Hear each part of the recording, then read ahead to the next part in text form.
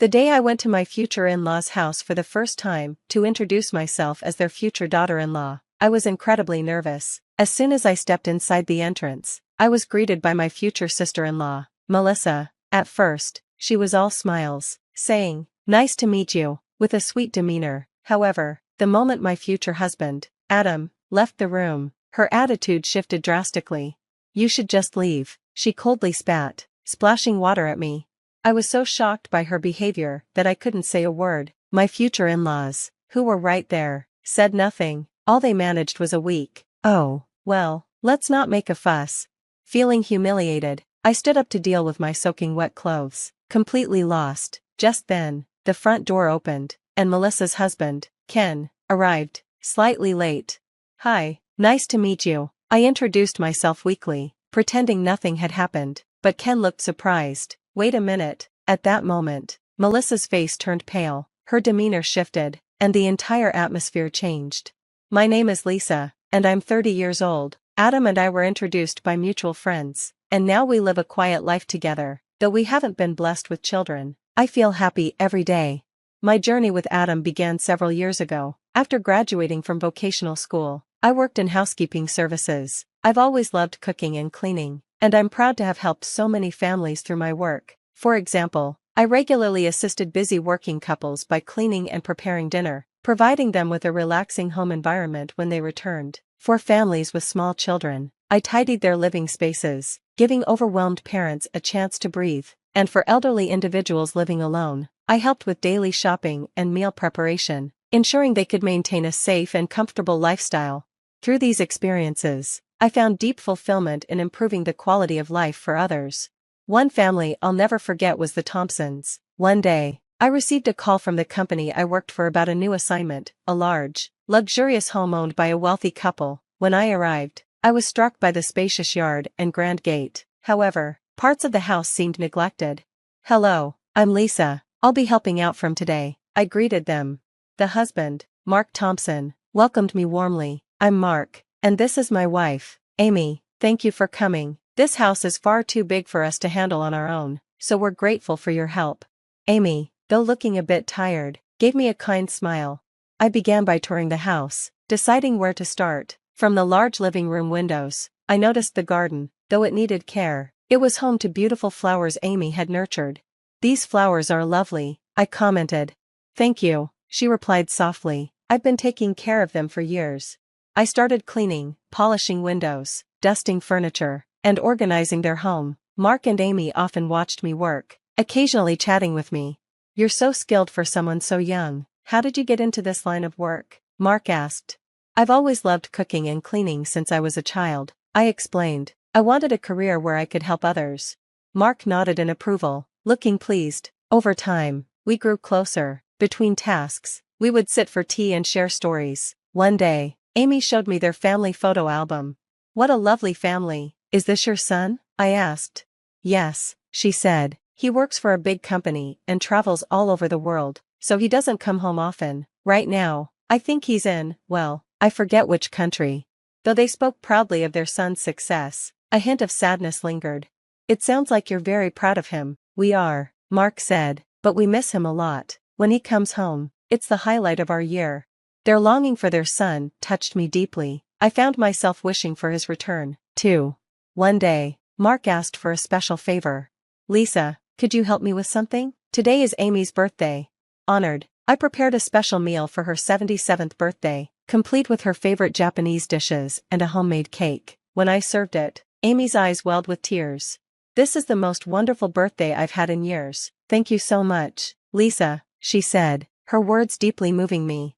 But time is relentless. One day, when I arrived at the Thompson house, I noticed a black ribbon on the front door. A terrible sense of dread washed over me as Amy greeted me with red, tear-streaked eyes.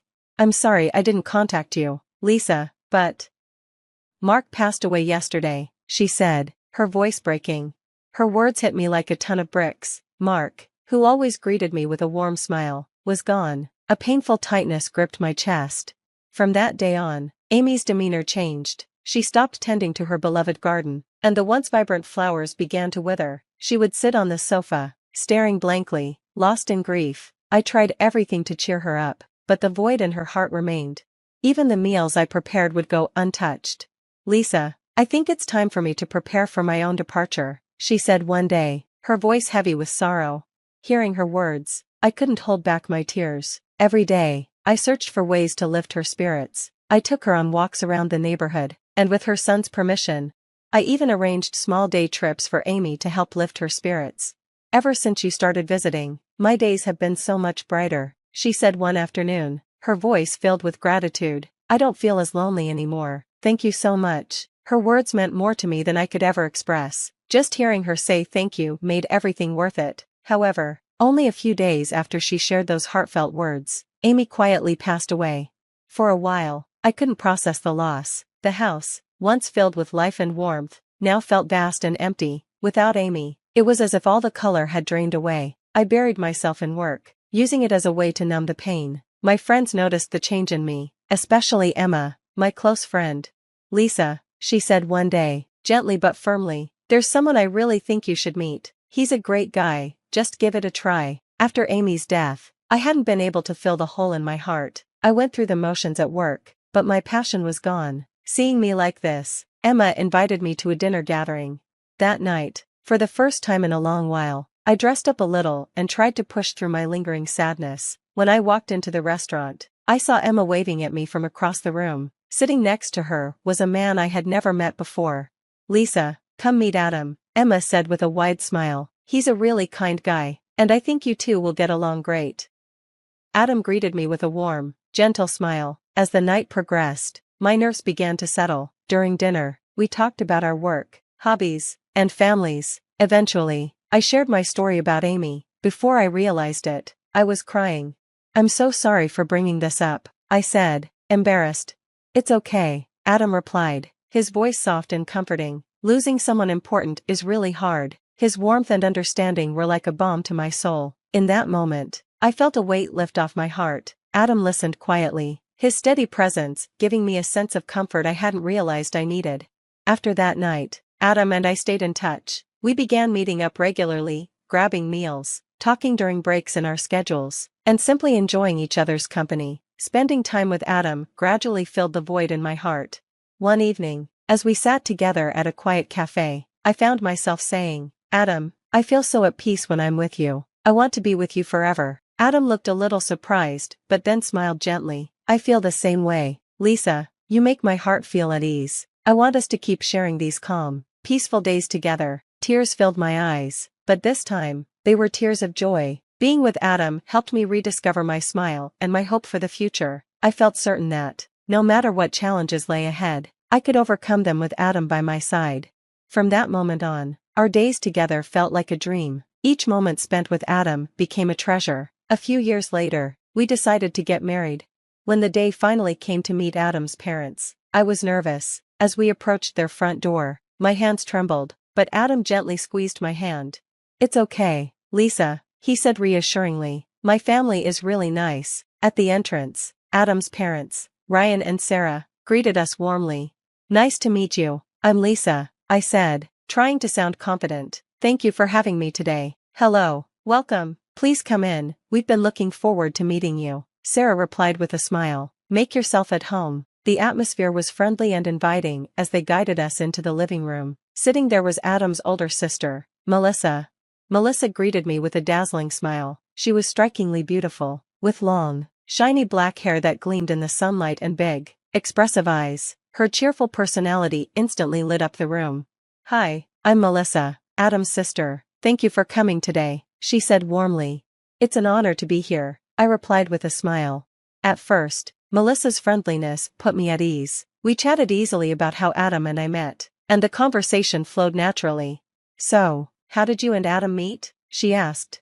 "We met through mutual friends," I explained. "From the first time I met him, I was drawn to his kind nature." "Oh, that's lovely to hear. Adam has always been such a kind soul, ever since he was a child. He's still that way, so gentle and caring," Melissa said with a smile. Listening to stories about Adam's childhood made me happy. It was clear he had grown up surrounded by love and warmth. The evening felt perfect, until Adam stepped out of the room. "I'll be right back," he said, leaving to use the restroom.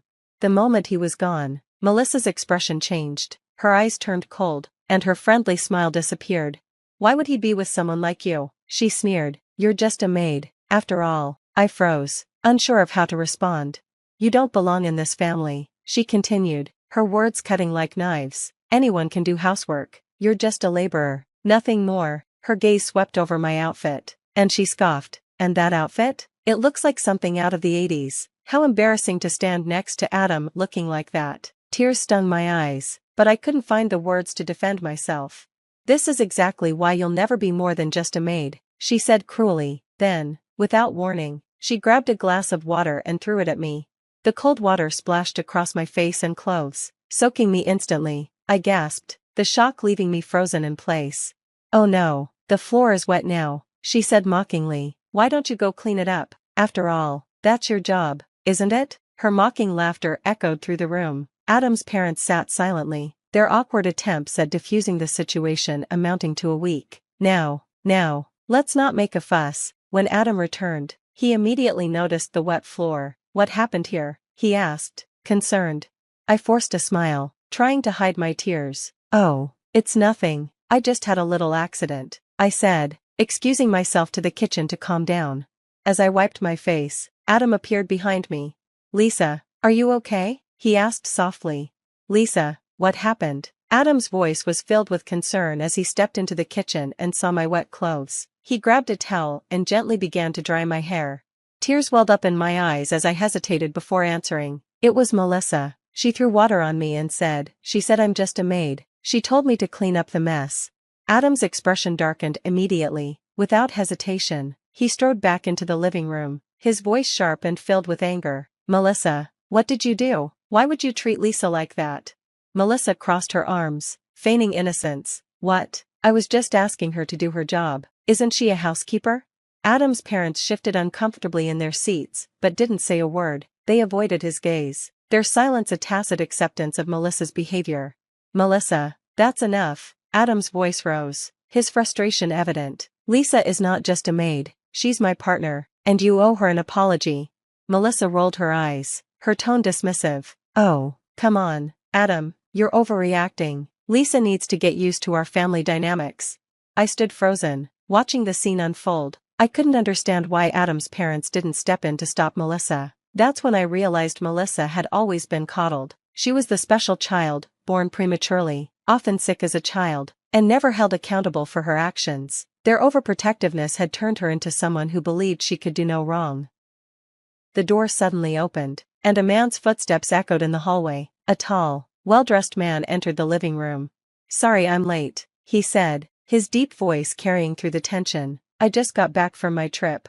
Melissa's face lit up, her demeanor changing instantly. "Ken, you're home." The man, who I quickly realized was Melissa's husband, smiled warmly. "Hi, everyone, I'm Ken." Then his gaze shifted to me, and his smile faded into one of recognition. "Wait, are you Lisa?"